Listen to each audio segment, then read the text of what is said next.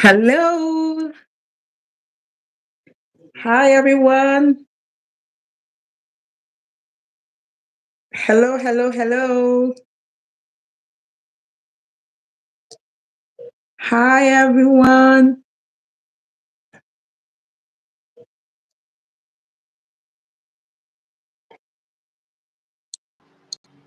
Hello, hello, hello. So, what do we do? Yeah, you have to turn it.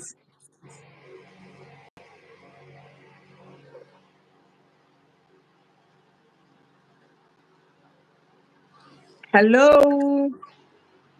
Hello. Pastor Nii Dumade and Ruth Dumade. Yes. Minister Ruth. Apologies for coming. Apologies for coming in late. All right, all right, all right. All right. You're welcome here. You're welcome here. I'm also, I don't know, today it's Half of us. what? I didn't see both of us, but you're seeing half of us. I'm actually seeing I was I'm trying to. seeing half. How will I put it? Do a landscape for it to go. Um. Go. How will I put it? So that can take wider shots, but it's like okay. Let's work with this. Go back. Yes, we can work with this though. Okay.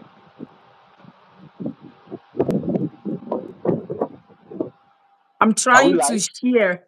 I'm trying to share the links. Can you put share?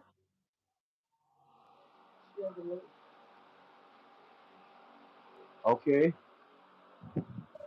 That same link you sent to me. No, that one is your invite link. Let me forward this one. Okay.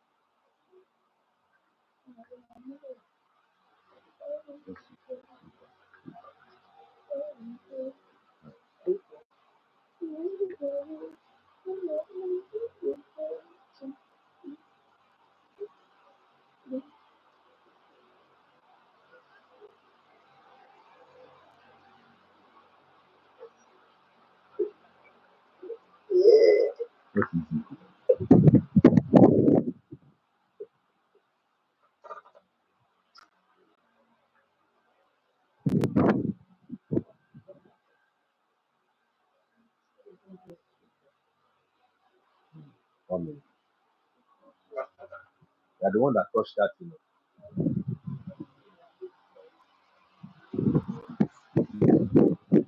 All right. Have you seen it? Okay, let me check. Okay.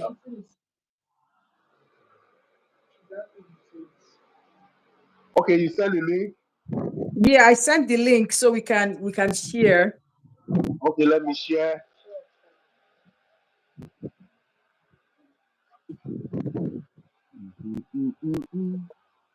You send it on my WhatsApp, right? Yes. I sent it to your WhatsApp. I sent it on your wife's WhatsApp as well. Okay, I've seen it.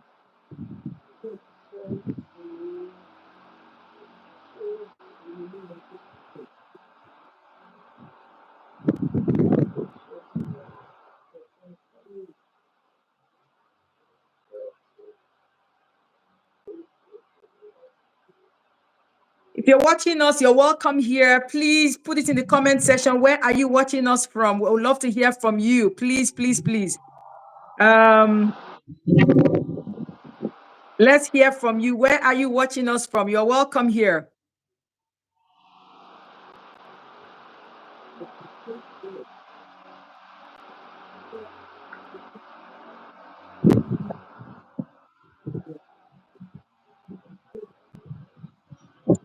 Oklahoma. Hi, Dai. How are you?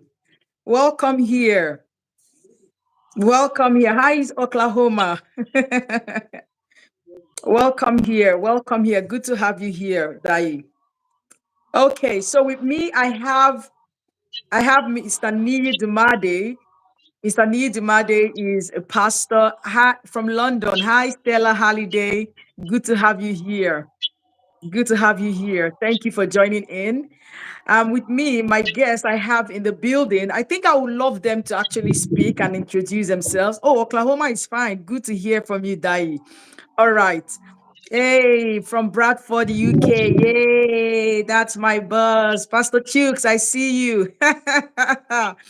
Okay, I would love my guests to introduce themselves to you before we go forward. But for tonight, we are discussing the ups and downs of third party in relationships, the ups and downs of third party in relationships, in marriages. That is our conversation for tonight. So, yes, with me, I have my beautiful, amazing people. They are family. They are actually family. Ruth Dumade is actually my elder sister. Yes, immediate elder sister. Yes. And then that's her husband, Pastor Nee, aka church consultant, aka business mogul, aka book writer and author. Another one coming out in the blog. You are welcome here. All Thank right. you so much. Yeah, so I will allow them introduce themselves, let them speak for themselves so we understand where they are coming from and who they are. Let's know everything about them. And then, of course, we'll kick it off from here. So I think we'll start with the ladies first. So we say ladies first. Yeah. So we'll go straight to Hey Ruth Dumade. everyone, how you guys doing? It's such an honor and a pleasure to be on this platform. No gray area with Sazzy. Sazzy. Introduce yourself. So I'm Ruth Dumade. I'm a family clinician and a mind coach. So this is who I am, and this is my husband. He is. My name is Lee Dumade. I'm a pastor, church consultant, civil servant, you know, and we like to do business. We've been married for 16 years Mm, and with three beautiful kids, doing amazingly well, and a lovely family. Hmm. And thank you for having us in your show, on your platform. Thank you. Thank you. It's been a long time coming, actually, guys. It's been back and forth. Like we've been planning this for ages. But yeah, thank God we're here tonight. So we're here yeah, tonight to talk about the ups and downs of the ups and downs of third party in relationships. We know that I personally believe that to everything there are good, there are positives and negatives. That's the truth. Yeah. So but then we just want to ensure that we look critically into it and see whether the positive outweighs the negative. And then if you judge it by yourself and you weigh everything and you see that the positive of this thing actually outweighs the negative, then maybe it's a good venture. And of course, if you also judge it and you see that the negatives actually outweighs the positive, then maybe it's not a good venture in your own opinion. So yes, that's the reason why I want to come here. I have heard people have been so invested on TikTok for about 2 months. I've been in my head and everything has been TikTok, TikTok, TikTok everywhere. And I join different platforms and I hear stuff from people recently. Maybe I think last week, early last week, I joined. I happened on a live, and I heard a particular man, and not just that man, and quite a number of men were saying that, oh, they don't want a third party in their marriage. They don't want their wives to involve any third party in their marriage. They feel like they can handle whatever comes their way. They feel like you bringing a third party in the mix is disrespectful to them. They feel like, oh, we can handle our situation. We are not babies. That's the reason why we're married anyway. So why would you want to bring a third party into this situationship or into the marriage? Because we can sit down and squash things out. They feel like it's easy peasy, right? It sounds so easy. But then some other school of thought while on that live that day, we're like, come on, we don't agree with you. We personally feel like, mm-mm. There are certain things that you don't see. There are certain blind spots we don't see, especially in marriage. You really don't even see them coming. There are certain misunderstandings that we engage in that we don't see coming. We never plan for them. We never imagine they are going to happen. And at some point, you don't even get to see eye to eye with your spouse, especially you don't see where they are coming from, you don't see their perspective, you don't understand it, and you people, and this is causing a breakdown, complete breakdown in the marriage. So yes, some people are of the school of thought that no, a third party is good, at least to come set certain things right and see the blind spots that you might not be seeing or I might not be seeing. Why the other people feel like no, you are intruding, you are actually prying into their privacy, and they want their privacy. So yes, the reason I said, no, what, let's come here and hear from you guys, because I know that you people are quite experienced. You have a vast knowledge in what you do. Ruth being a family clinician, and Pastor Neri being a church consultant and everything. So in fact, he's even playing the role of a middleman. So he knows what it means to be a third party. He knows what it means to reach out to people and then maybe link to church. So yeah, and of course, they've been married, like you heard them say, for 16 years now. So I'm sure they have a wealth of knowledge in what they do. So let me leave the floor for them to take it away. Okay. So probably I'm thinking in the Are we still doing ladies first? Okay. Let me just start by saying that first of all, marriage is not a cult, and so when you have a relationship that seeks to shield you away from a third party, you need to begin to ask yourself why. Why is this person, this man, this woman, boy, girlfriend, boyfriend, shielding me from third party? First of all, we need to be able to be clear. What is the intention? Some intentions are you want to preserve the sanctity of the relationship, but there are some that depicts control, depicts manipulation. You don't want light to come into your partner's dealings for them to know their rights and to know their privileges. And so, for me, as a church consultant, I'm like a third party. You said that, and sometimes there's wisdom from outside eyes. But the only thing is that we need to put them in their right places, in their right perspective, so that they don't take the driving seat of the relationship. Okay? Like when we talk consultant perspective, I can't come to the church and start leading the church, or and start telling the church what to do. Mine is just to give an advice. If he's taking, if he's not taking, that's fine. So it's for me to just give my objective, professional input and advice. And the beauty about this is that because I'm not part of the um, internal work. internal workings of the church, the relationship, the politics, the operations of the church, I am being able to see, because you know what happens when a boy and a girl are in love, it's like there's something that just takes over their emotions, and so there's that unclear, the mind is already clouded with ecstasy, love, infatuation, and so the mind is already beclouded to make the right decision. And sometimes you need somebody who is not emotional to be able to give you that advice and then be able to listen to that perspective, because sometimes safety comes when you have different perspectives on the table. The multitude of All right, in a multitude of counselors, there is safety. So it's good for.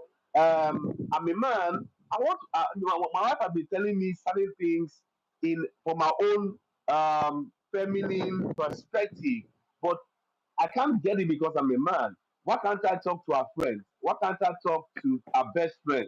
Why can't I talk to people that understands her? Maybe I'll be able to understand what she's trying to communicate. Because the thing is, communication is very, very key in any relationship. I can tell you straight up, any relationship that will last will have to get it right with communication. All right, communication is very, and in the place of communication is where you discuss out the boundaries openly. What is the boundaries of the in-laws? What is the boundaries of my bestie, or my best friend, or my ex boyfriend?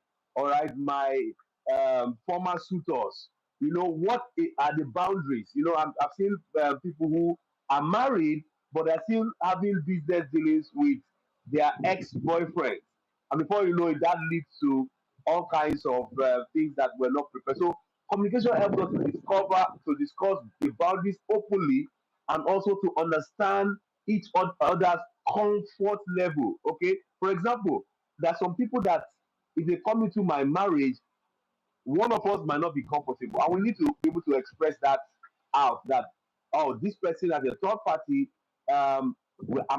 each one person out of the relationship is not comfortable with this person, and we have to make agree that XYZ are the people that we can give access into our relationship, to give us advice and speak over our relationship. So that's what I want to say. Let there be a kind of openness, transparency, and comfort in getting third parties. Not everybody, just certain people we both of you respect, and both of you can listen to and be accountable to, so that by their interaction you are better, not by their interactions you are a bit out of course in terms of what you are supposed to do as a couple in relationship. All right. Okay, Okay. okay, so I would love to let us know that in life, generally, you need people at some point. Mm-hmm. In life, um, you would need people to show you the other side of it. So, as individuals, first, as individuals, there are certain times you need people to either encourage, advise, and probably direct in certain things concerning your life. Now, when you marry as a couple, the truth is there are certain times you would need people in Mm-hmm. your relationship, Mm-hmm. directly or indirectly.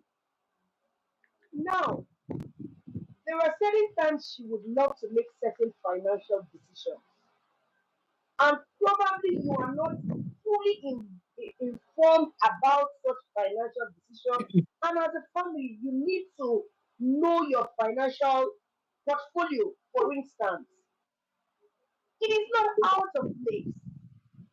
Somehow we don't even know that these are still third parties. Mm. It's just because we have connoted who a third party in our mind is, and we already have biases.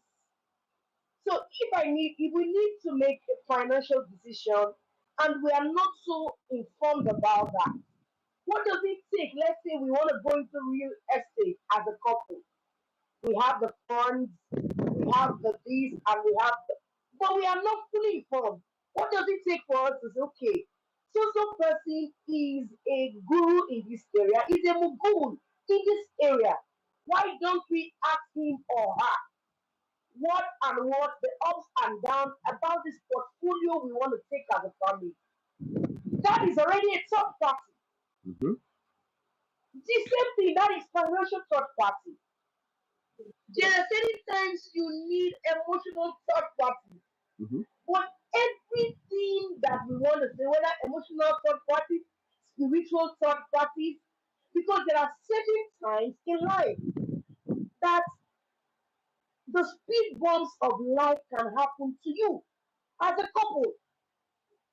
So when the speed bumps of life slows down your marital phase and things you ought to do as couple, what does it take you to look for help and sort or meet people that you know these people have gone ahead of you in this area and now say, okay, what do you think?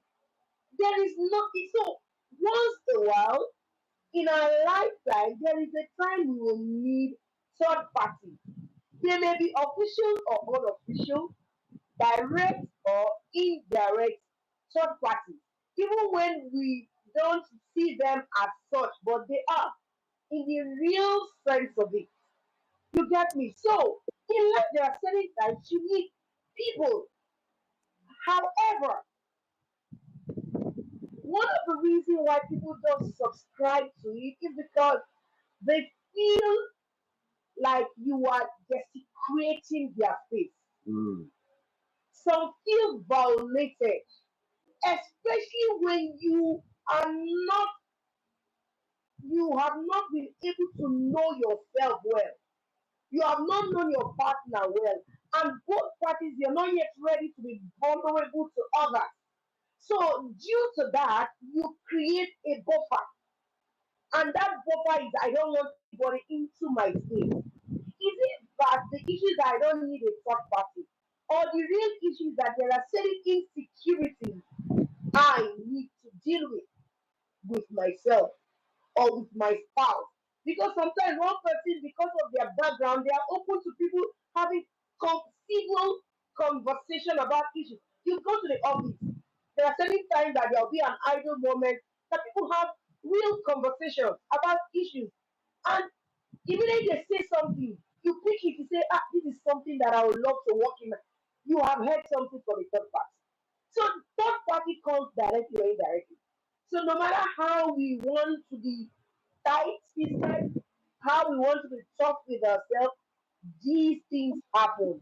We get third party directly or indirectly, consciously or unconsciously. So this thing about so if I would want to drop any point here, I want to say it's high time we start checking ourselves as individuals, start treating ourselves as individuals, and start knowing to how far can we go in this relationship when it comes to people? How far am I doing what I want to do just because I want to put my spouse down? I'm doing what I want to do because I want us to go. So those perspectives must be in view, especially before you make certain decisions about your marriage, or even inside your marriage, you must make those decisions to help you Mhm. so that when things are coming up and people need to be involved in your life, you don't resist change. You don't resist support. Third parties sometimes are just your support system. When you're down emotionally, they are there to uplift you. Third parties some other time, they are spiritual support. When things aren't working well for your family, these are the people that you want to lean on for time.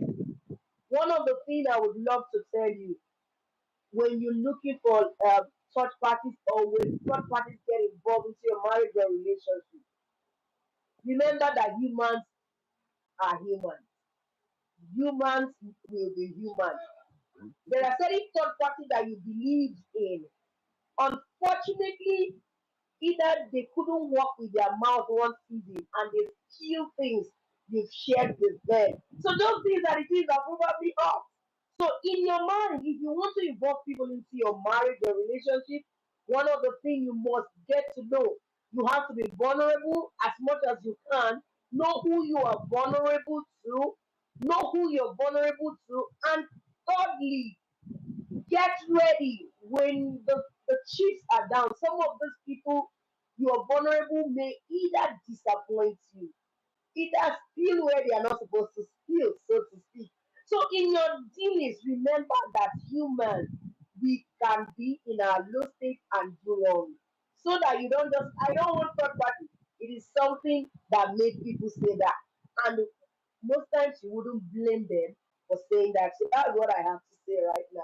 All right. Thank you very much. Please, if you're just joining us, put it down in the comment section. Where are you streaming from? Where are you watching us from? Put it down in the comment section. And if you have picked anything so far, let's also hear from you in the communication box. So at least we keep it buzzing. Let's just be sure that some people somewhere are actually listening to us, that we are not talking to ourselves alone. And of course, do well to like this video. Please just click on the like and on the thumbs up button. Click on it so that we can invite more people. And of course, don't forget to share this live, because I personally believe that a couple of people out there will learn from what we are saying tonight. Thank you very much. Hey, Theo, I see you. Welcome here. All right. Now, while you were talking, you said something that a third party can be referred to, can even be a financial advisor. So, a financial advisor can be a third party. So, we can literally have a spiritual third party.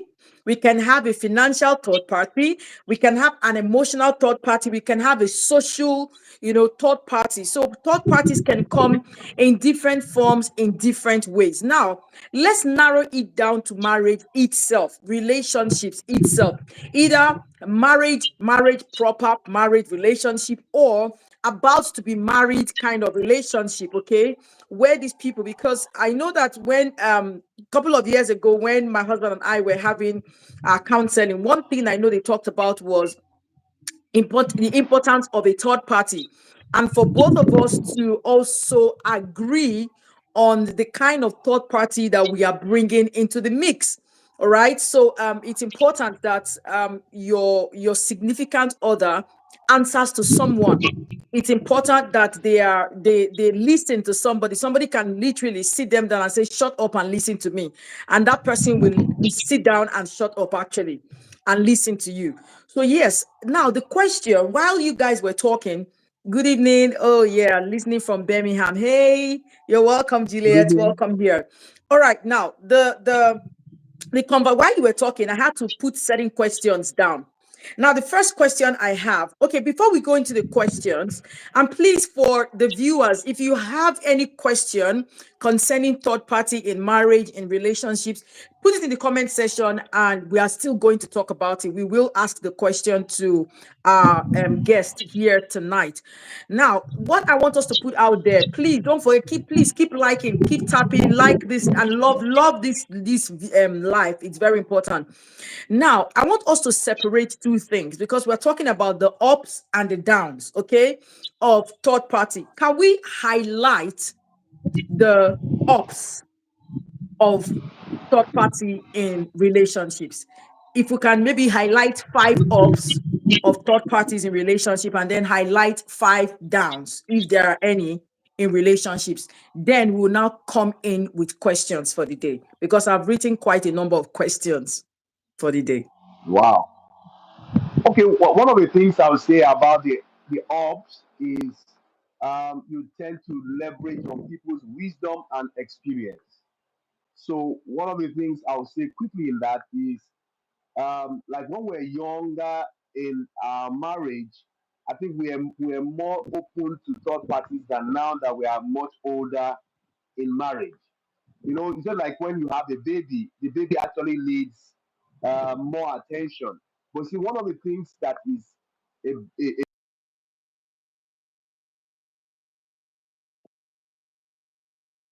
try to shield themselves away from people who are willing to help them.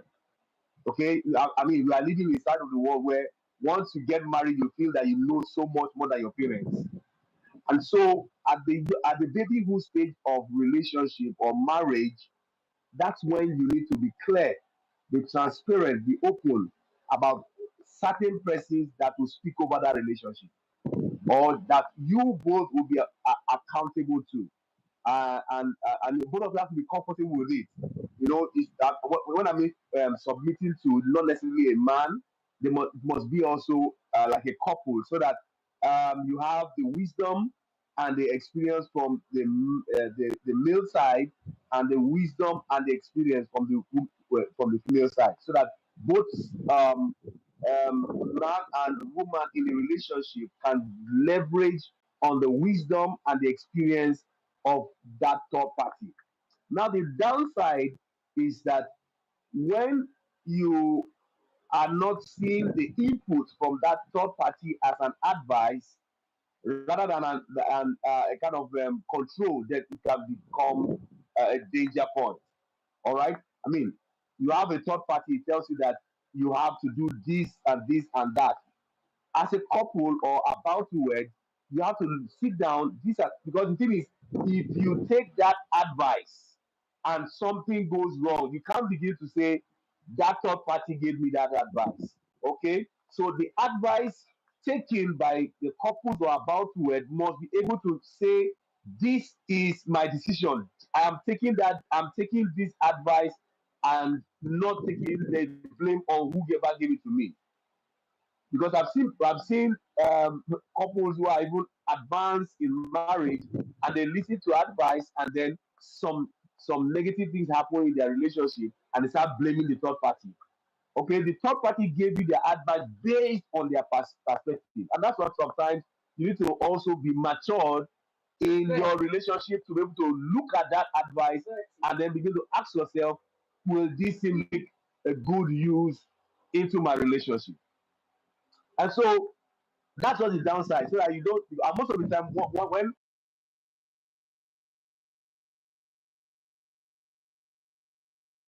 they are not matured, I mean, you are in a boat. You know where it's pinching you in the shoe. And so when you get to hear advice, it's maybe one tweak here and there for you to be able to adapt to your scenario. Because the thing is, the person who is giving you that input or advice is saying,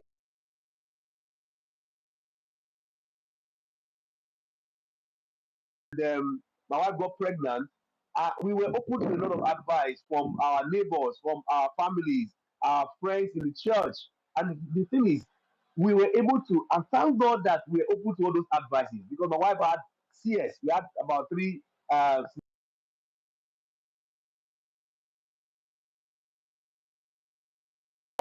from all the advices I would have gotten from all the friends and colleagues at that time. Maybe you would have made some mistakes. You get it?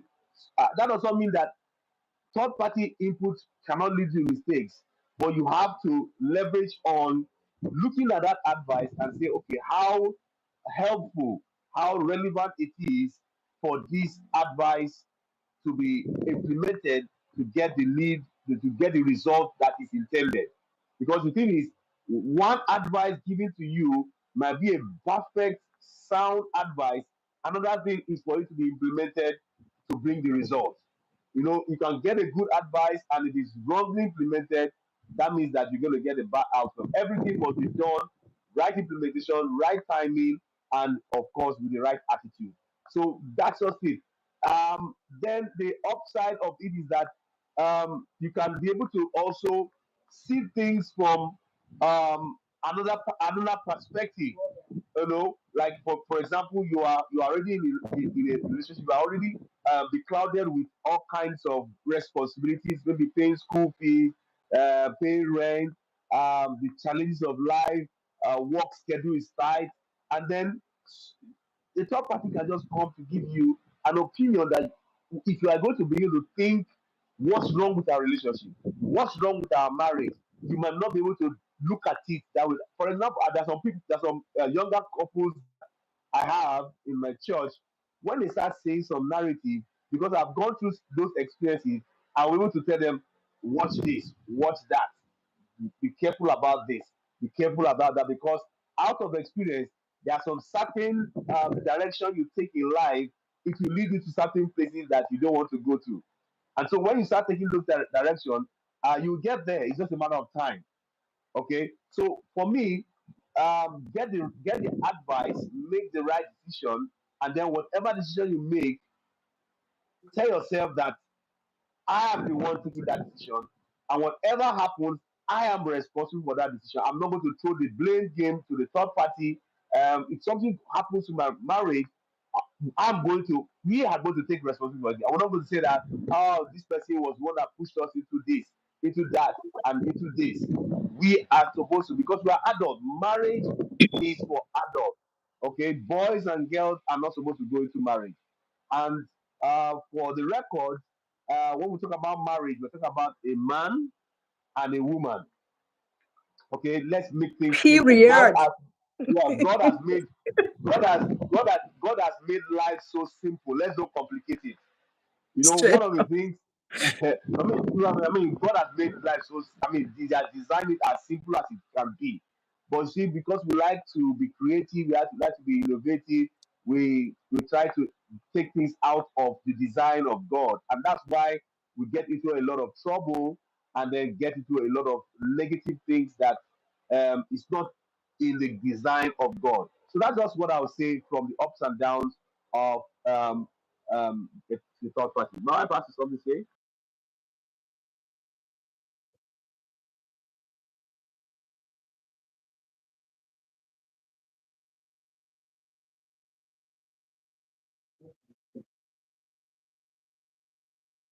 It, it delivers from making mistakes that are not necessary. Please, can you take that again? Because your end, you are freezing a bit. Yes, it's actually glitching. It delivers you from making.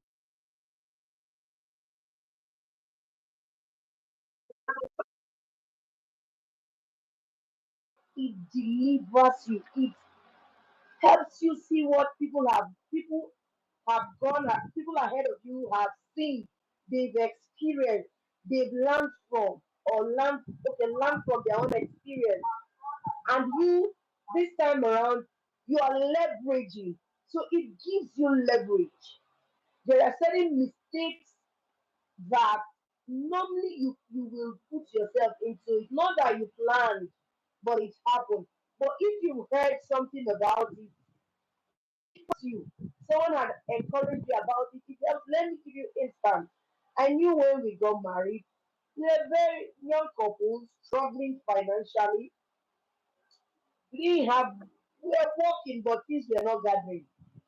So I remember when we got married, someone just advised us that when you are married, it's good to do health insurance. Health insurance is very good. So I was like, hey, now that we are trying to gather our life, you're not saying health insurance. I I can remember. Yeah, so my husband was he now had to ask the person, tell us more about this health insurance. And the person said, my husband said, please, babe, we are going to pay for it. It was barely the last money in her hand, and my husband paid for that health But insurance. that was the last That money was in my that was hand. after wedding. So it was the last money. And he used it for insurance. How much was that? Was it not 20 something thousand? 35,000. Is it 35? Yeah. We use it for health insurance. Now, a month or 2 months thereabout after our wedding, I took him. I didn't even know that I had taken him. It was 4 weeks into that pregnancy, I started bleeding. So, as I was bleeding, I said, what is this? Uh-uh. What can this be? So, immediately my husband said, over the night I was bleeding, spotting.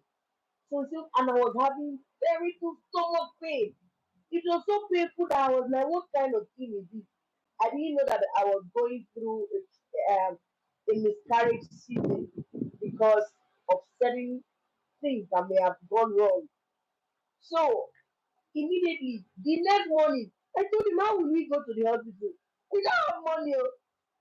We don't have money to go to the hospital. He said, let's first of all try and get to at least the particular bus stop, because the only money that in the house that day, we just lead us to the hospital bus stop going. It will not bring us back. So, but somehow, and we said, okay, we're going to the hospital. How do we pay? Immediately, my husband said, okay, let him call the guy that did the insurance package for us. Immediately, the guy said, no, no, no, no, your insurance package is already active. Go to NISA Premier, so place, tell them this is your number, blah, blah, blah. And when we got there, immediately they started attending to us, although after certain delays, but they started attending to us. And at the end of the day, I had a miscarriage. Unfortunately, I had a miscarriage. Fortunately, I had a functional um, health insurance. And that health insurance, it was no cash, no money. Who would you start calling at that time? Emergency, telling people your wife. People who look very responsible. Do you understand? And that was how that health insurance we just listened about just 2 months ago helped us. And immediately they did everything. They did the evacuation, every cleanup, gave me medication. I didn't pay a dime. If I was to pay money for the evacuation, probably I would have rented my husband to the office. Well, just say, please, let me say, let To me be be a candid, support. to be candid, when I was doing the health insurance, I didn't even know You didn't understand understand it what well, it but was because until someone until when this incident happened. happened. Okay, this health insurance, Yeah, and okay. that was how we went and they did the evacuation. Beautiful hospital, went to the surgical room, did all the things they need to clean me up, and we came out. So, and I called the guy. Mother of God, are we paying any money? Because we are naive about it. He said, no, no, no, no, your insurance has covered everything. I was even looking for money. Yeah, because he had already there looking for money. How will he raise money? He said, no, your insurance has covered everything. And that simple decision we made just 2 months or 2 months thereabout about that health issue. And it was even a couple that just got married a few months before that informed us about health insurance. So now it's not that it's someone that was even Mm-hmm. a marriage counselor or no, it was someone that got married like 3 months before. See, this thing is good, oh, it's working for me, oh. So we now went to meet the guy that was handling it, and the guy explained to us how it works. And that was how we did it. So it delivered us from making unnecessary expenses because of that decision we made. And guess what? In fact, a month after that evacuation, I took him. And when I took in again, that singular 24, I think 35,000 naira health insurance that was made 16 years ago, that same insurance was running. And I took in throughout my antenatal period, throughout my hospital visitation, everything, Scan, scans, everything. everything, cover, even till delivery of Israel. It was a CS, and everything was free. It was because we took counsel from someone that had experienced what we were about experiencing. And it works. What happens when your third party gives you advice or gives you suggestion that you carry out and it doesn't work? So the down part is that certain counsel from certain third party may not be applicable to you, may not be applicable to you. The only thing is that when you take it, you sit down, as my husband has earlier said, you see it and check the parameter of your marriage and your relationship and see the workability of this particular suggestion. If it is not necessary per time, just jettison it or put it inside your savings box. Leave it there and look for what is applicable per time. And now, probably few years down the line, you'll be seeing that probably that thing that person said several years ago may be applicable.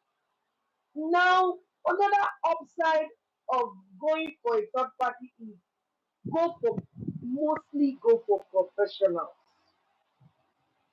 Don't go for quack. When you go for professionals, they don't give you professionals don't just give you advice. No, no, no. They paint all the scenarios.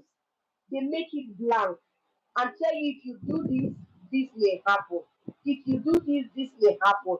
However, look at it fully and make your decision and make your choices. So go for professionals. That is the high. When you go for professionals, it helps your horizon. But when you go for quacks, people that and that's what we dey do for our culture, na so we dey do for our village. This thing, if you no do am, e no dey work like that. This is traditionally proven. So those people that are so rigid in their thought pattern because of their cultural setting, when you go to such kind of people, sometimes they complicate this institution called marriage or relationship. Sometimes, however, there are some other times those things we call cultural, old school, old fashion, they are the things that are solid. So yours is to pick what you gotta pick and now know when to apply time. So that's what I got to say about us right now. All right, thank you very much. I From the comment section, I can see some persons just joining in. Ahibe Collins, Elizabeth, Charles Dede, Castle Pines. I can see you. You look very beautiful, host. You dey enter my eye. I better wash your eye. Go wash them. Go wash your eye. Wash your eyes. All right. Now let's go straight to the questions. Please, for those of you just coming in, kindly like this video. Please like the live stream so that at least we can invite more people. And if you can, share the link to other people on your platform so that we can bring people in right now. Thank you very much. So let's go straight to the questions I had to put down. The first question here is, can a family member be your third party?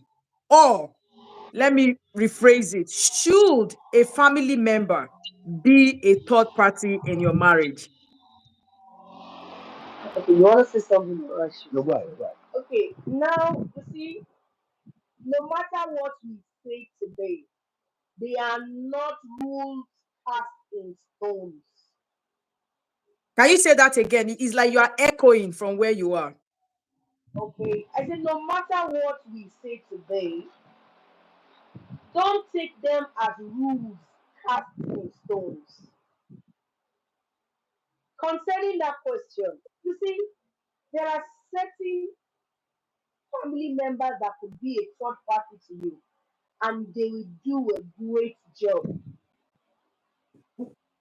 There are certain third parties that are family members, they are professionals in their round. There are certain family members that could be your third party and they are unbiased to an extent. However, there are certain persons that will say no to a family member that is a third party.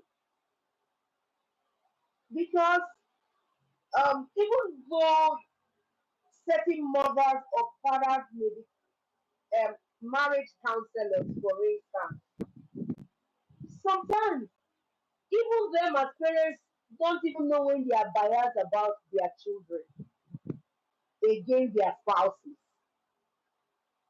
especially when they see certain things their children's spouses does that trigger them, that Mm. annoys them, that makes them feel like I feel like holding his leg. But because they are parents and they are counselors, you have to say, see, the thing is very, in fact, sometimes they'll not even know when they are saying the wrong thing. So that is why some school of thought, some person will say no to family members. But if you see that this your family member is a soldier of truth, Mm-hmm. that this your family member is an unbiased person, this person is clear about what he or her. It may not be your mother, it may not be your father, it may not be your sister, brother-in-law, sister. It may just be a close relative. It may be in any of these categories. It may be even friends that are from family. But when you know that these people are unbiased and they are sound with their sense of judgment, there is nothing wrong about it. And you know these ones are trustworthy. You trust these ones to an extent. You see, this trusting can be a little bit dicey. You understand? So you can even trust a non-family member and the person will still disappoint you. You get me? Found this family member is able. This family member knows to do, especially when it's not something that it has to do with probably like medical people.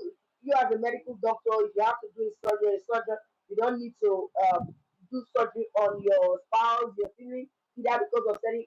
If you feel these people are putting so much sentiment and biases, probably those are not the people. But if they are sound, I don't think there is anything wrong with them being by your thought, especially if your spouse approves of that person, if both of you Mm-hmm. approves of that person, if both of you are in agreement with that person, if both of you know that this person is that go-to person in your family that I know he talks the truth, he says the truth, he's professional about his truth, and he knows how to compartmentalize issues share to him or her, then go ahead. There is nothing wrong with it. But if you know they are not, look for an outsider. So, nothing cast in stone, so to speak. Yeah. Yeah, I think let me just fantastic what my wife has just said. Um, one of the things I would say is let both parties be comfortable whoever the third party wants to. That sometimes that from the male side, you want a certain person to be a third party who your wife is not comfortable with. Both of you have to be comfortable with that person. And then um, there are issues of am I willing to be vulnerable to this person? Can I open up to this person this area about our marriage, about our relationship? Now, the thing I'll say this is that when we have relationships, we always have we're going to have issues. Now, the thing is that those issues have different categories. For example, how to um, show your wife love, how to have sex, how to train children. There are a lot of issues in relationship. Now, the thing is, when you have those kind of issues, who are your go-to? You can't just say because I have an issue in marriage, I will always go to A. That person might not be the right fit to give you that advice. So I have financial issues now. There are certain persons I discuss that way because they have the financial prowess, the experience to be able to give me quality advice in financial matters. When it comes to training up children, there's some people I talk to. Oh, my son is having this trait, is talking like this, because they have already had teenagers, their children are in universities. So I want to leverage on their experience. It is just foolishness for you to repeat a mistake that I mean, people around you have already overcome such.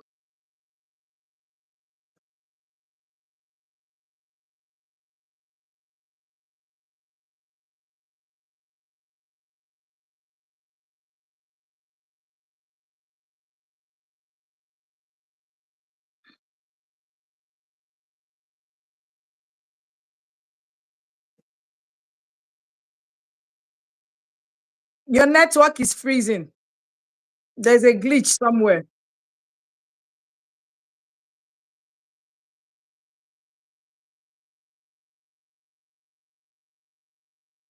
Yes, I think it's yes, I think it's better now.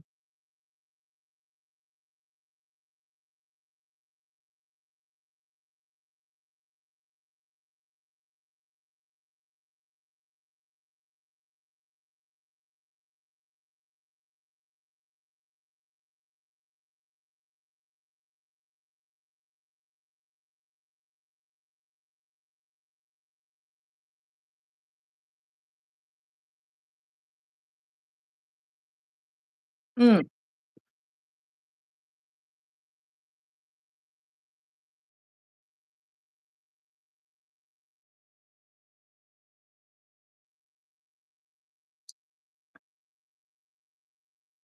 You are still glitching. You are still glitching. Something is going wrong.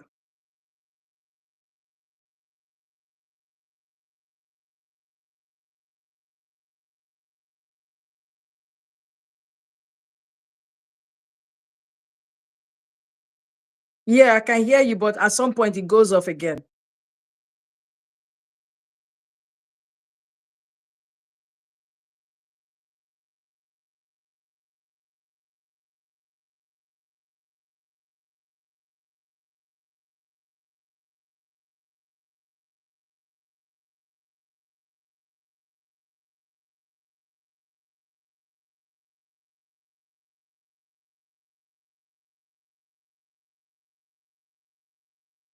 What most people hold on to as third parties are not good. But the thing is, if you know how to use it, you can use it to your advantage to also make sure that you avoid pitfalls and mistakes as you mature in that relationship. All right, thank you very much. For those that are just joining us, I can see Annie D. I was talking to our Abba Annie D. um, Reverend Collins, you are supposed to balance this equation now. Reverend Collins, where are thou? Yes, yes. Okay, I can see Osareme. Osareme said, I'm here to learn. Thank you I'm very much. assuming that Level Collins will be a very, very good third party. In certain areas. In certain areas. Welcome here, Osarieme. Thank you. I'm sure you learned something tonight. All right. So, as we have all heard from our guest tonight, it's not completely ruled out that you should not use a third party. Okay, a family member as a third party, but you need to be very careful. Both of you need to be comfortable with that decision, and you need to be sure that that is the right family member to use, especially one that is not going to come with a huge dose of bias. When they try to, get in between the two of you. Because one Mm-hmm. thing I know that one of the reasons why people run away from family members as third parties, the fact that family, we are family. So there's this level of bias that if, Mm-hmm. for instance, I go to report my husband to my mother, and then we have resolved the issue and everything. There's this thing inside of her that just it stays right there in her subconscious, like, oh, why would my son-in-law do this to my daughter? And then if for some reason it plays out again, before you know, she begins to flip. She might even start telling some other people, this was how we behaved the last time. Do you understand? So sometimes they can come across as a bit biased. So that's one of the reasons why people don't want family members as their third party. But then we are not ruling it out at all. Some family members, I must tell you, are very straight shooter. If you are wrong, you are wrong. Even if you are their daughter, their son, their brother, if you are the wrong party here, they will tell it to your face and make it clear that you are the wrong party here. They don't just play to the fiddle. They don't dance the gallery. They don't play to the gallery. Not because Mm-hmm. whether you are their benefactor or not, they just tell you the truth anyways. Okay, so yes. Now the second question I want to ask, yes, Sazzy, it's your birthday. It's my birthday on the 7th of March. This week, Thursday is my birthday. Oh my This, God. this, is, All this right. is the announcement. Who is typing that? I'm sure this is one of my children. Okay.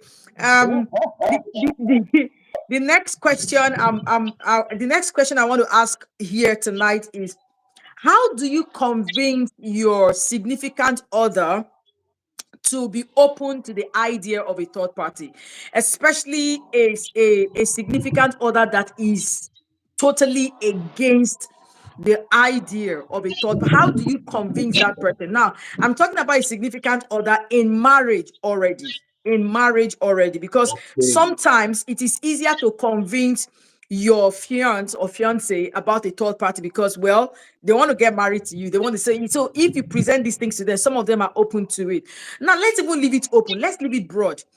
How do you convince a married person? How does a married woman, for instance, convince her husband to accept the idea of a significant other? And then on the other side, how does a fiance convince his fiance on accepting the idea of a third party in their relationship? So basically, how do you convince the other person that is not actually finding it funny, to bring in a third party in the mix? Okay, for me, we are going to look at the good sides of getting third party on board, um, trying to get the professional objectivity, and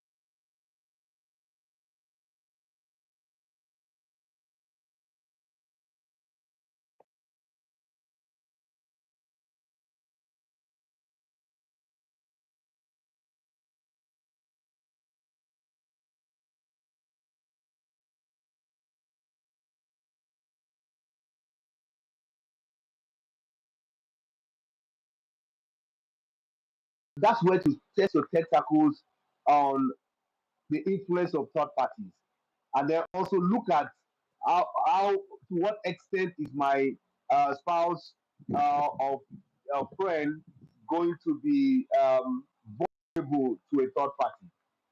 All right, and then how is that extreme level?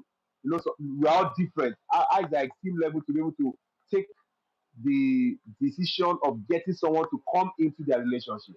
So for singles, you have to be clear about the values, the comfort levels, and the expectation of your partner from the beginning. All right, but then be cautious when you have somebody who you have an issue in a relationship and it's already telling you that don't tell anybody, don't discuss with anybody. That's a red flag. You know, I know earlier on I said that relationship or marriage is not a secret cause.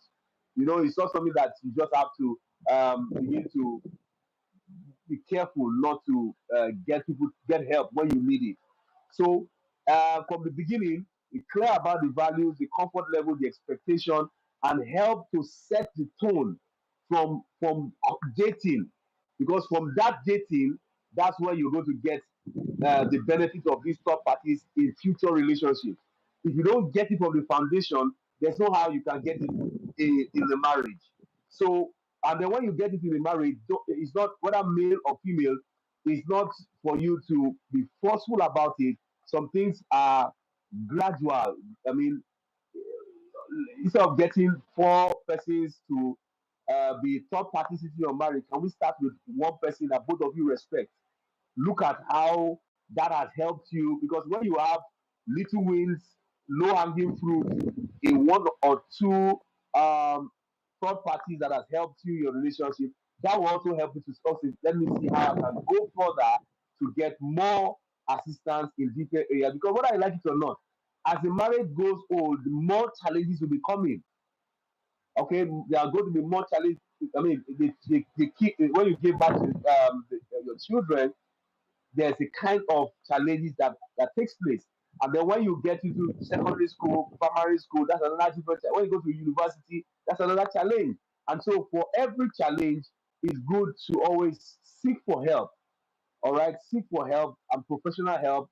Of course, the ones that can help you to be able to make sure, but both parties have to be what comfortable from ground zero until they get to a point where they can get in any third party to help that relationship thrive. All Okay, right. okay, yeah. So I want to ask certain questions. In life, is there no time that each of us would need help? Is there no time that you would need help from someone?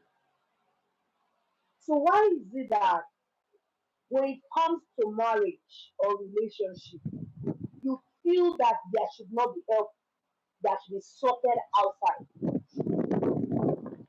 Why is it that the rules change or changes when probably you're single, you are in a crossroad, you need somebody that you want to call on to help you out? Why is it that in marriage you don't want that kind of thing to be applicable? Why the adjustment of rules? Is it that you don't trust yourself enough? Trust. Is it that you don't trust your spouse enough? Or you don't trust people enough? Is it that you are not so self aware of who you are? Is it that you're not clear about certain things about you that is making you say no to someone to assist when it is needed? Now, if you are able to answer these questions,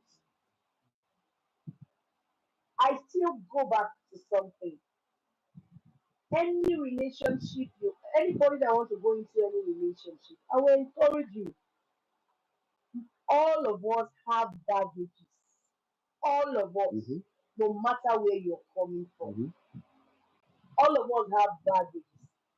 All of us, all of us have traumas that we don't even know they are even there.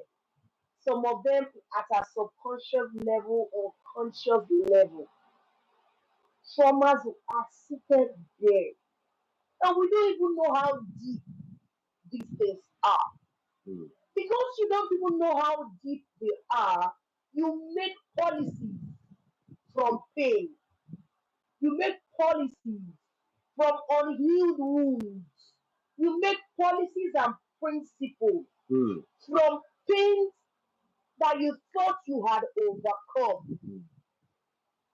Now, this is me talking to those that are not married yet. When you want to go into this marital institution, one of the things I will always encourage you is go for therapy, go for pre-marital counseling. Ask people to guide and guard you. And if from the beginning the other party isn't comfortable with you looking for help and understanding your temperament, understanding your background, your nature, your nurture, if they aren't open for it or to it, sometimes they are signals to what you may be able, you would love to, you may face in front. Because when you have a partner that isn't teachable, it is a big thing. Mm. When you have a partner that is not ready to be vulnerable, that is not ready to be weak at a point, it is something that you should consider looking for help from the beginning. Because it's in the beginning you start to see, you start knowing. People that want to marry, ask any and every question. Talk your partner, trigger them, so you see the real them.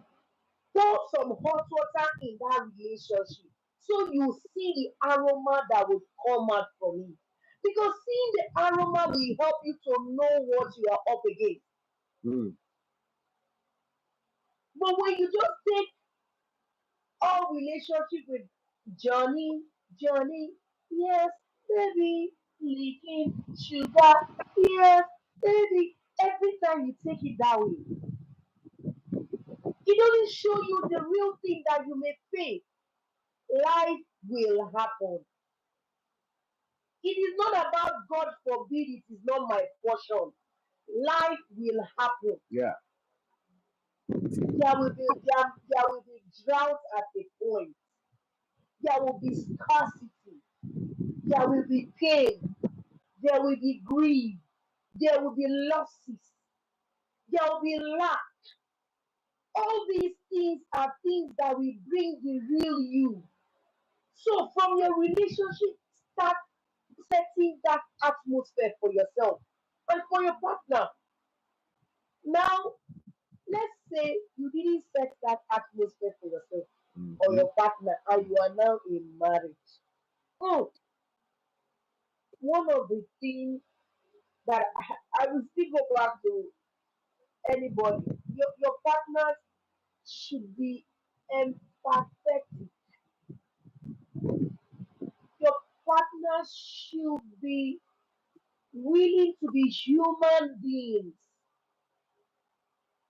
They should be human. They should be choose partners that when I am weak, the partner knows that you are weak and the partner is willing to ask, how can I be of help? Choose partners that when you are saying how broken you are, they are not trivializing your brokenness. They'll say, I don't really understand how you feel. Can you please explain? And if they are explaining, their partner is not understanding fully, such kind of partner should be able to be willing to say, okay, do you think we will need someone to support us? Do you think you would need someone to guide and guard us? Partners, when you're entering this journey, you didn't go there to be a wicked person to your spouse. You went to be a support system. You went to be a shoulder for the other person to lean on.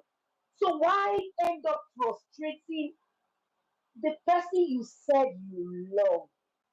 Isn't it that love covers a lot of things?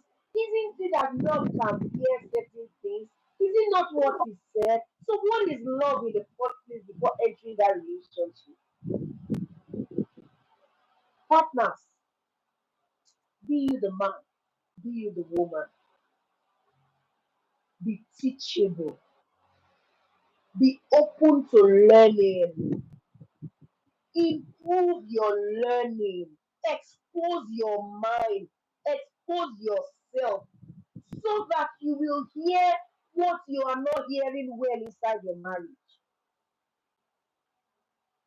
Be willing and ready to shift certain ground because of your partner, because of the person you profess love to.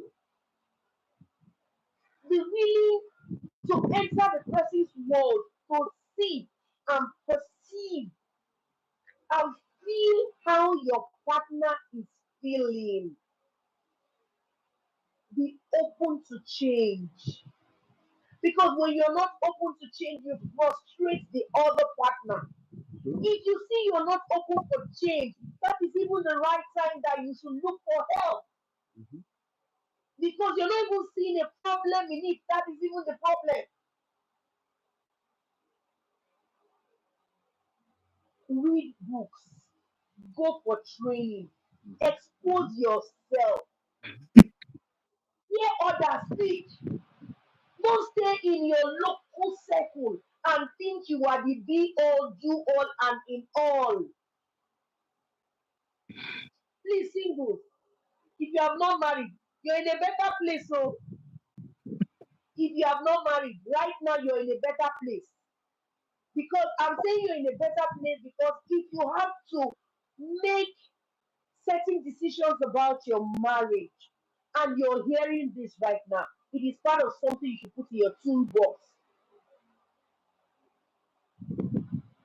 so that you don't go marry a monster that is not even ready to listen. The only thing the monster understand is blood, blood, blood. If it is not my way, it is nobody's way.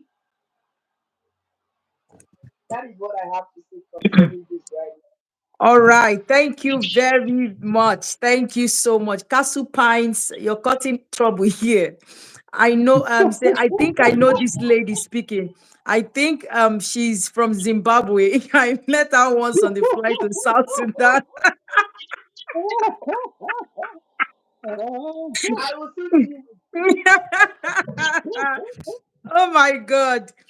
All right, thank you so much. This has been really thought provoking. To be very honest with you, it's been highly thought provoking because another question I have to ask. That should be the final question. Please, if anybody has a question to ask, put it in the comment section. I can just take one question before we call it a day here.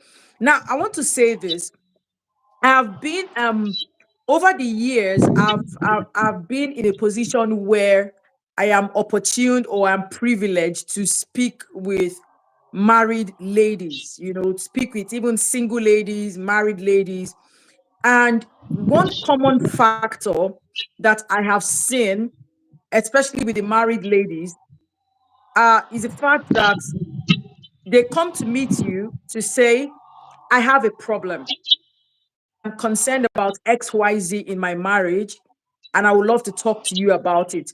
But I don't want my husband to be aware. And the other thing they say is, I wish my husband can listen to you, but he doesn't want this help. He doesn't want he feels like he's okay, he's right, he's comfortable. He doesn't need any third party in this. Now, I have to, this question is going to be in two parts. Can you actually counsel one party, one half of a pair? Can you counsel one half of a pair and then it works well? because I feel like when counseling is involved, the two people in the equation listening to one person that is trying to, you know, point them towards the right direction, navigate them through the process, works better than when you're speaking to just one person. And especially the one person that claims not to be the wrong party. Do you understand? Because when people come to present issues to you, they will present it Every in a way that Mhm. the Saint, innocent parties Saint, here. Oh, their you'll be significant Saint. other is the devil, is the everything. Do you understand? So the first part of my question is it that counsel you have given to that woman, is it going to be effective in that marriage if both parties don't actually come to be counseled together? That's number one part of the question. And I would throw that question to Ruth Dumade to answer that question. Now the second part of the question will go to Nii Dumade. The second part is, why is it that men fight the idea of yielding to any form of third party interference? And when I say men, the reason why I'm using the word men, I'm not trying to generalize here, but then a larger percentage of men are very closed up, very closed up. They do not want to be vulnerable in any way to anybody else. Do you understand? But in reality, they need help. In reality, some of them are the problems in the relationship. So why is it that a lot of men are closed up to the idea of having a third party intervene in their marital brouhaha? So that question goes to I Yeah, let him go first. Let him go first because when he Yeah, answers that, it will help my own side. ladies first. but it's like you just gave us one give question. Oh no. But it's a Yes, yeah, fantastic yeah, question, yeah. and I like very very very solid question. Now the thing is, before you get into a marriage, I just want to give that advice before I answer your question.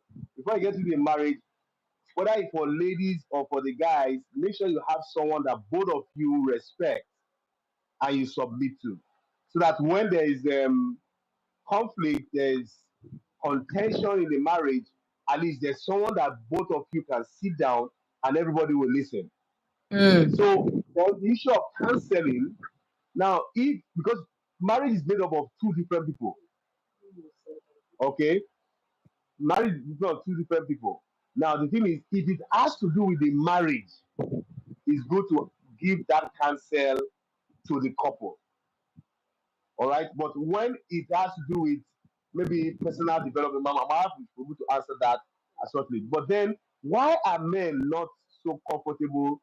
Is men are wired with ego and pride, and so when they don't have respect, they don't see a woman that submits to them.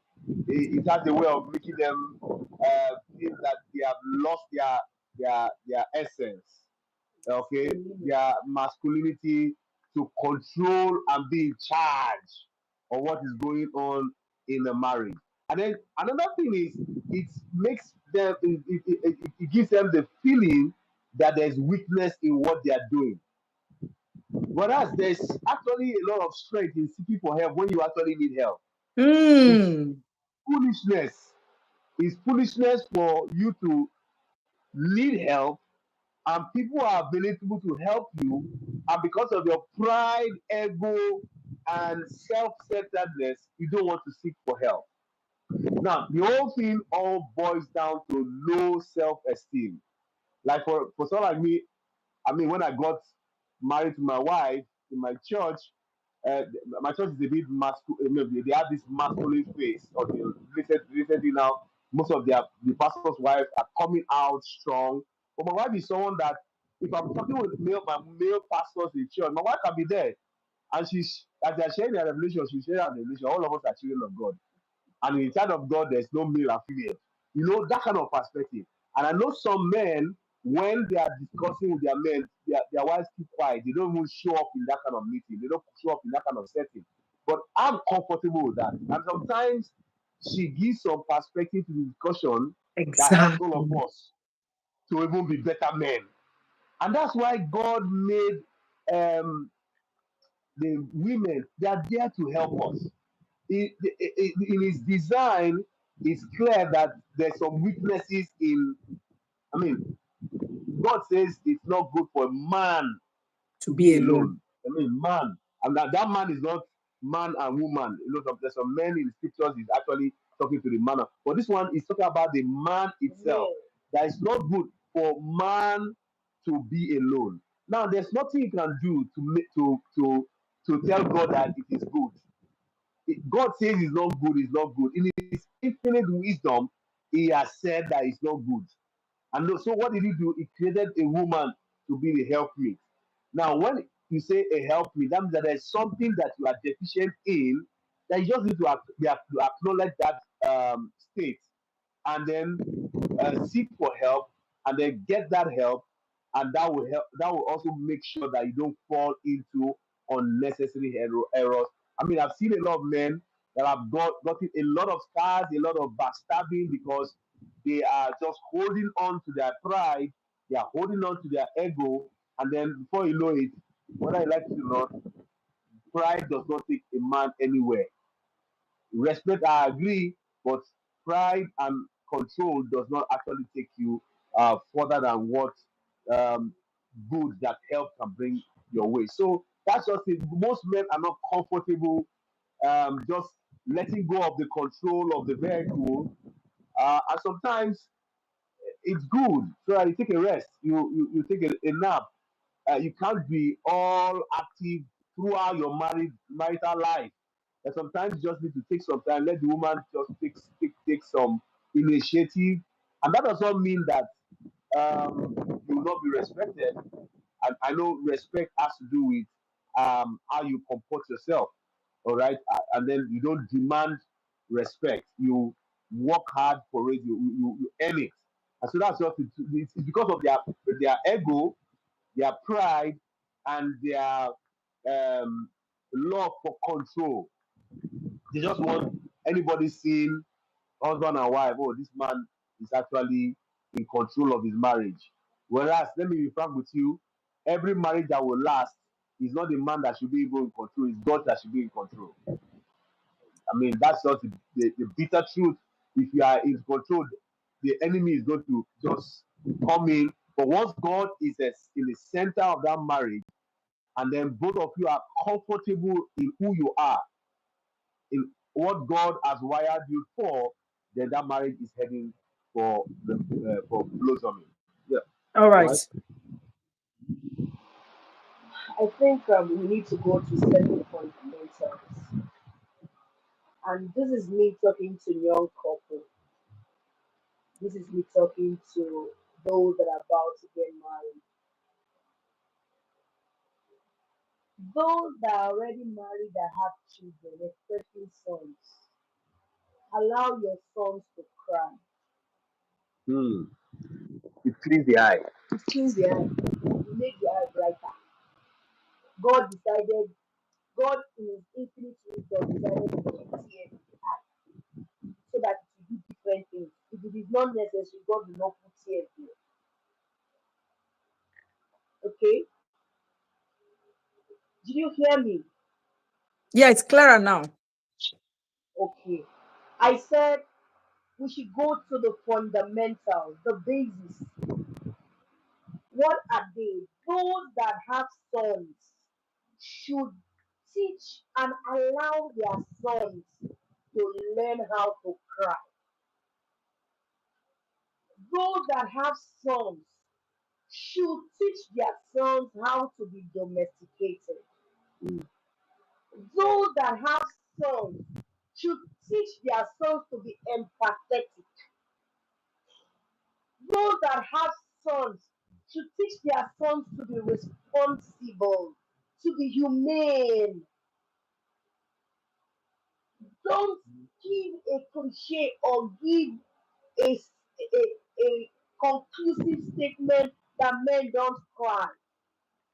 Don't give a conclusive statement that men should not be in the kitchen.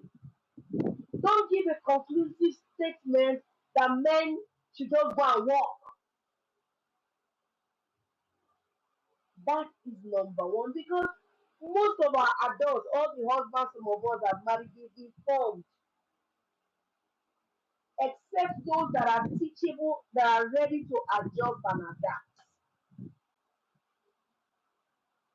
So that is where we will start doing certain structural and corrective approach from. That is one. Having said that, when you come to counseling and as a before you see a man come to the counseling room, something they for sure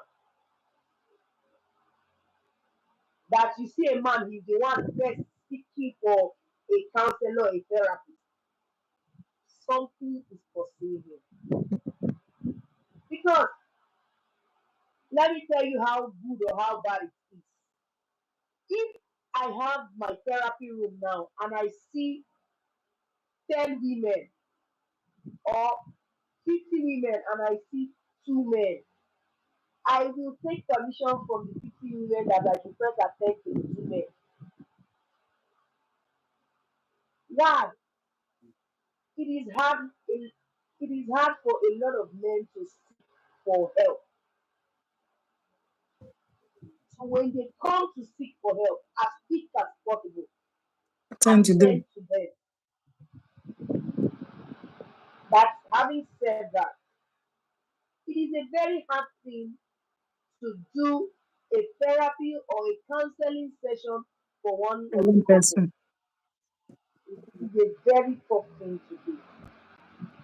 Do you know why? Because the person that probably has called for counseling or therapy is the person that is probably looking for help. Mhm. And the person that is not helping her or he, the person that is not helping her or him is probably somewhere else. So you will be expecting the person that is coming to ask for help to be doing a lot of work. And while the other person is probably just sleeping away. However, sometimes the person that came to look for help sometimes may not really be, may even be the problem, the major problem, because there is no way marriage will have problem or relationship you say it's only one person. No, it's two that can play this game. Somebody has a percentage they are bringing. Probably one other person's percentage seems bigger, way bigger. So it is a very hard thing for only one person. But this is what we see. It takes couples that are okay in their skin to come for therapy session or counseling session. It takes couples that value their marriage and their relationship to come together for a session. It takes couples that fear God, they know God, they are humans to come for therapy session or counseling session. It takes couples that seem to be broken with themselves, broken in their spirit, and need help to come for counseling session. And it takes a growing couple too to come for counseling session. A couple that is open to change and growth. And it takes couples that see the importance of what a counseling or a therapy session will do for their relationship to come for counseling session. So what happens when it is only one party that is always coming? You as a counselor, you will do your best you can do. The person will be giving the assignment to the only one person. Mhm. And that one person will may go weary in the process of carrying it because it seems like it is only one person that is walking the walk. Mm. You as a counselor, probably what you should do more is to bring out the hidden thing in that person. Let the person be fully self-aware of who he or she is. Be fully self-aware of what their potentials are. Probably what some individual need is to become human beings. Is for them to be able to stand and face life. So if that is what you can do for such person, please as a counselor, a therapist, or a support system, you do for that one person. Remember, it is not all marital problems you can solve as a counselor. Exactly. It is not all marital issue you can solve. Some people have made up their mind not to solve their marital issue. And if they've made up their mind, no matter the trainings you have as a counselor, it will not work. But when they are made up their mind that they want to see their relationship work, you will see it start working. Not because you said something fantastic, not because you did something extraordinary. It is just because ready hearts came. And when the assignments were given, ready hearts came. And when the assignments were given, every step of the way, both parties were willing, or that individual is willing to carry out those assignments. So, having said all this, it is a tough thing for only one person to be coming. If two comes, it makes the job easier. When two comes, it makes the job easier. But when one comes, you have to just still do your job and do it to the best of your knowledge. Don't blame yourself as a counselor that you didn't work. This person has been working with for months. It's not working. It is not your problem. It is the person's issue or the kind of environment the person is finding him or herself. So these things happen. And when it happens, don't beat yourself so hard. But this evening, I don't know where you are watching from today. Let it be a hallmark in your heart that every step of the way, I will always look for something to help my family, that will improve on my spouse, that will make my spouse better, that will make us better. Always looking out for the good of your partner. There is nothing out of place about it. Looking for the good, looking for the happiness, looking for the joy of your partner. Please, this life is too short for us to live in a bitter relationship and marriage. It's too short to make rules and regulations that will bound and bind your life from moving forward. So, whenever you need help, look for it wherever you think it will come from. All right. Thank you very much. Thank you. I wish there was actually a clap sound here. TikTok, you find where to just press and start clapping for the people. But then we do the clapping ourselves, do it manually. Thank you very Yeah. much for there's a question. Castle Pints is saying, why can't men marry more wives so as to manage his home better? After all, the Bible characters we read about in the Bible married more than one wife and they had peace. I beg. And Castle Pints, we will talk about this matter next time. We'll talk about the positives and negatives of polygamy.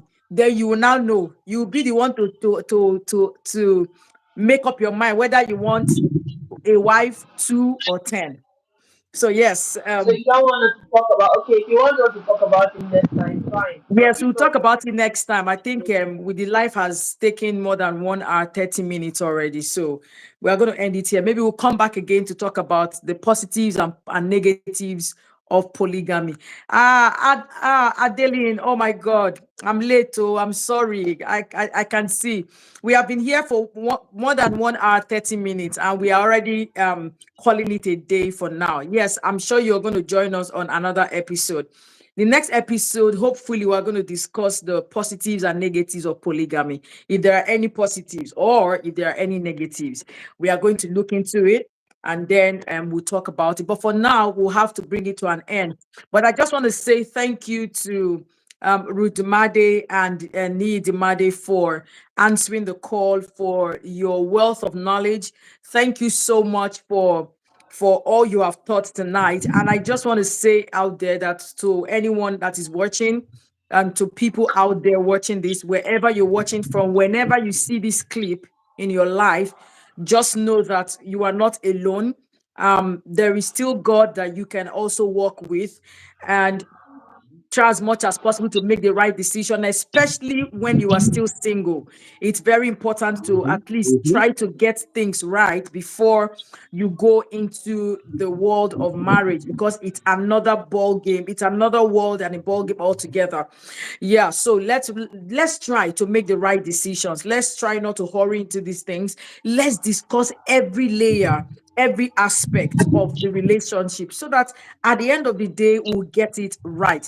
Yes, we don't have a manual, for marriage, like the popular saying that goes, oh, marriage has no manual. But these days I've seen people on TikTok that say, oh, marriage has manual. But here, there is really no one way that a marriage can thrive. But then if both of you are willing to work the work together, I'm sure that is still going to be better, regardless of the humps, the bumps, the topsy turvies, the we are going to butt heads. We're actually going to be if we will be in each other's faces at some point. But in everything we do, let the marriage win. Don't fight to win Mhm. as an individual. Let the Mhm. marriage win. It's very important. So at this point, thanks to Ruth and her husband, learned a lot today. Oh, thank you so much, Stella. Thank you, host. Thank you to the guests. You did well. God bless you Thank all. Thank you. you. Thank you all so much. So at this point, I want to say thank you so much for watching another episode of No Gray Great Areas with areas with Sazzy. Sazzy. Stay blessed and see you Thank next time. you. Bye Thank bye. you. Bye. Bye bye. Thank you. Thank you. Thank you. Thank you. All right, guys, we have come to the end of today's live. So we have to bring it to a close at this juncture. Bye, everyone. Thank you for joining in. Thank you so much. And have a beautiful week as you go on your week. God bless you and keep you.